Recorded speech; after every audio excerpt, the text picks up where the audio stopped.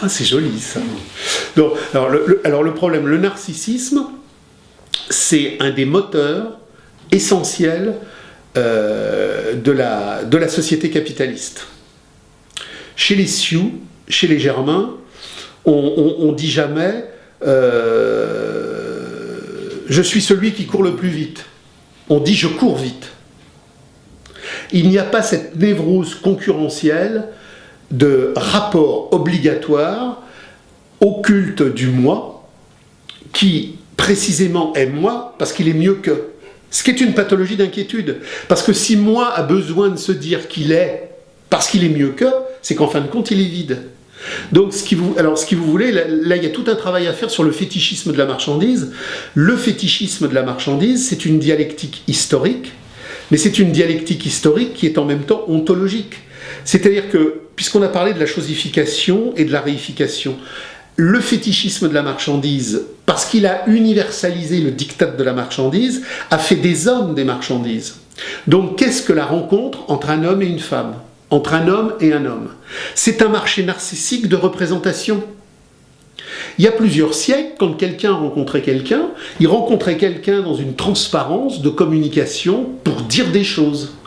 Aujourd'hui, il y a une angoisse, parce que nous sommes coupés de tout, et il y a donc le compensatoire. Alors les gens me disent, mais alors, vous n'êtes pas angoissé. Mais si, l'angoisse est notre lot commun. Mais il y a deux angoisses. C'est ce que dit Hegel. Nous sommes rentrés dans une structuration sociale et historique qui nous terrasse, qui nous écrase, qui fait de nous des petits objets lamentables et mesquins. Donc, à tout moment, et aujourd'hui pour la première fois, nous sommes dans le triomphe absolu de la marchandise. Il y a encore 30 ans, la marchandise était en train de triompher, mais elle ne s'était pas emparée de tout. Là, elle s'est emparée de tout, jusque dans nos membranes les plus intimes. Donc nous sommes pour la première fois dans l'histoire de l'humanité des déchets humains industriels. Nous n'avons jamais été aussi loin de notre humanité. Donc il y a une gigantesque angoisse parce que c'est une béance. Mais il y a deux manières de compenser cette béance. Ou je compense ma béance dans le culte narcissique d'un moi qui organise des théâtralités de pouvoir, ou je compense ça dans un rapport d'universalité pour comprendre que cette angoisse a une histoire et que je dois la positiver. C'est ce que dit Hegel. L'angoisse, elle a deux significations. Il y a l'angoisse de l'en-soi et il y a l'angoisse du pour-soi.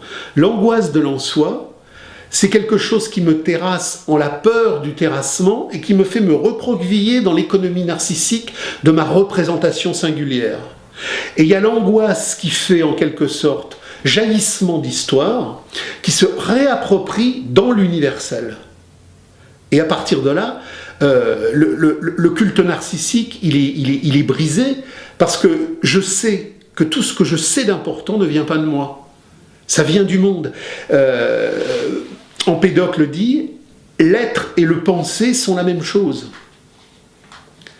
Et le vieux mot sap qui a donné savoir, qui signifie recueillir, que l'on retrouve dans logos, le logos grec, leg, collectionner, c'est la grande opposition entre la pensée radicale et la pensée de conformisme.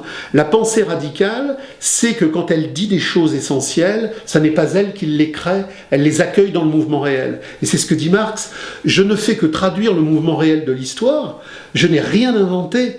Ce que j'ai conceptualisé entre 1840 et 1860, c'est le résultat historique des luttes radicales que j'ai formalisées intellectuellement, mais je n'étais que le traducteur.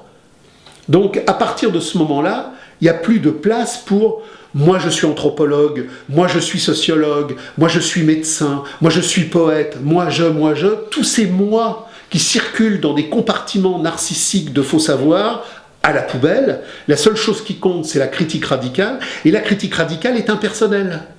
La critique radicale est impersonnelle, elle est humble, parce qu'elle est grande, parce que la vraie grandeur est humble, parce qu'elle sait que quand elle dit quelque chose de fort, elle ne fait que transmettre l'expérience de notre humanité complète.